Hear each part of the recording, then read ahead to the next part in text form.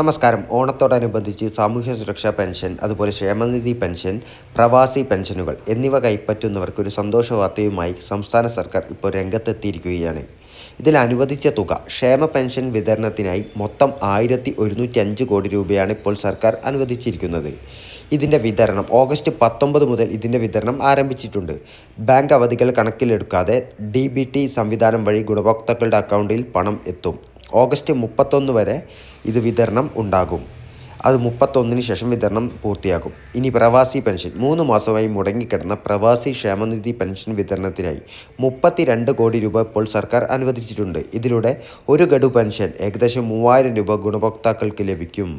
ഇനി ഓണത്തോടനുബന്ധിച്ചുള്ള സർക്കാരിൻ്റെ മറ്റ് ആനുകൂല്യങ്ങൾ നോക്കിയാൽ സർക്കാർ ജീവനക്കാർക്കും അധ്യാപകർക്കും 4500 രൂപ ബോണസും കൂടാതെ 20,000 രൂപ ഓണ അഡ്വാൻസും ലഭിക്കും. പെൻഷൻകാർക്ക് 1250 രൂപയും അതുകൂടാതെ ആശാ അംഗനവാടി പ്രവർത്തകർക്ക് 1450 രൂപയും ഉത്സവ ഭത്യയായി നൽകുന്നുണ്ട്. സർക്കാരിൻ്റെ ഈ ഒരു നടപടി ഓണക്കാലത്തെ ഗുണഭോക്താക്കൾക്ക് വലിയൊരു ആശ്വാസമാണ്.